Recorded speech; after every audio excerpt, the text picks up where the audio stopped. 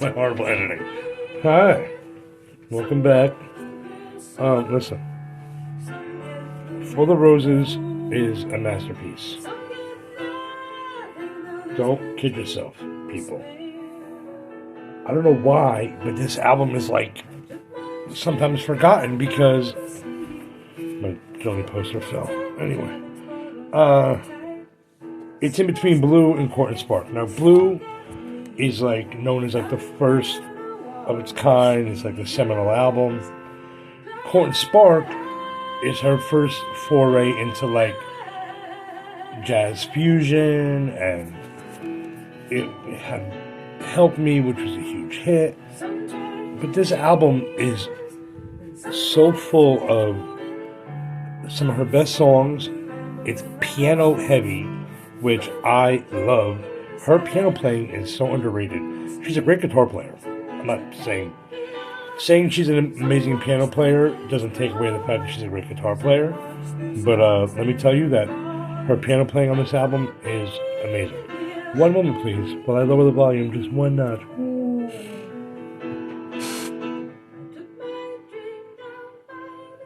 Anyway, this felt loud to me. So here she is. I believe this was taken up in British Columbia. It's so beautiful. My friend Chris, hey Chris, has a facsimile of this, where this was taken in the exact spot, I guess. It's a beautiful album.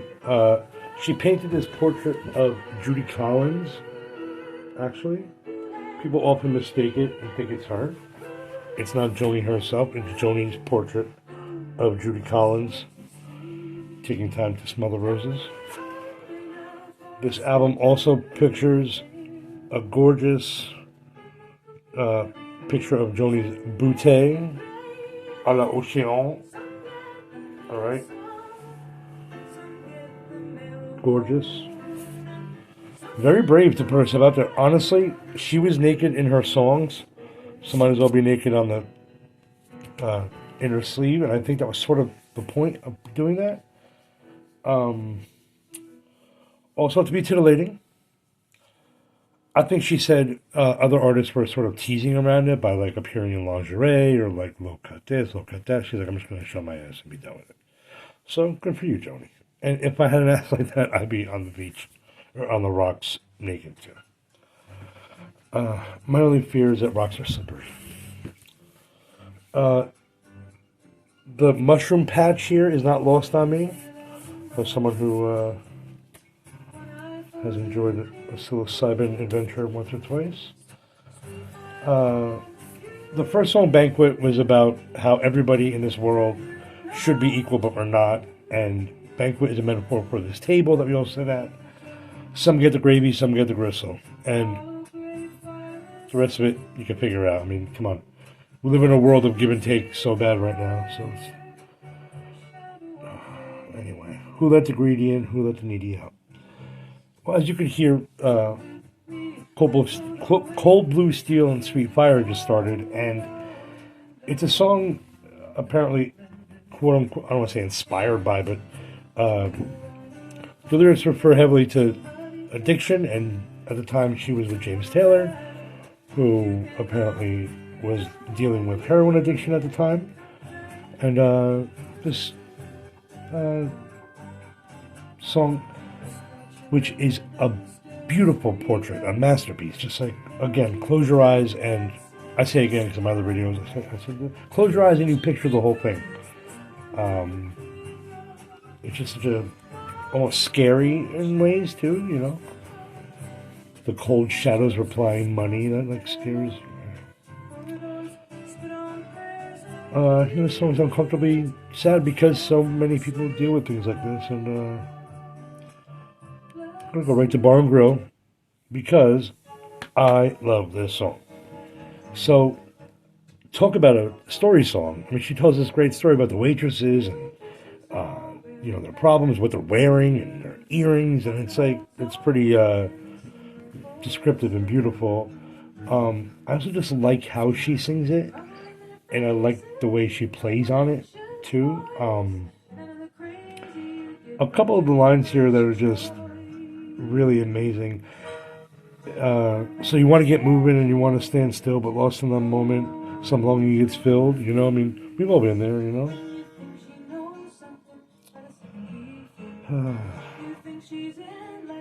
She's talking about the waitress here. So. Way to bar and grill. A little sharp there in the beginning, Mr. Fresh. Like this. Some states in service, they say, humble makes pure. You're hoping it's near folly, cause you're headed that way for sure. And the lyrics are printed in different colors. I realized that when I first got this album, many years ago. I'll repeat on this video that I initially heard Joni through a friend through the Clouds album, but then went back and listened to her albums one by one. And this, oh God, this reminds me of a very specific time and place when I first heard these songs. And I was like, this woman is either psychic or some sort of like, she could just see into your soul, because I like the guy at the gas pumps, you know? Like you could see him, you know? And he makes up his own tune right on the spot about white walls and windshields and this job he's got. And you want to get moving and you want to stay still, but lost in the moment, some longing gets filled, and you even forget to... See, in the end, she's like, what the hell? You even forget to ask, hey, where's Bar and Grill? I don't know. Yeah, this is an intense album. You know, I think, too, in many ways, it's like just a continuation of Blue. It's like Blue on piano.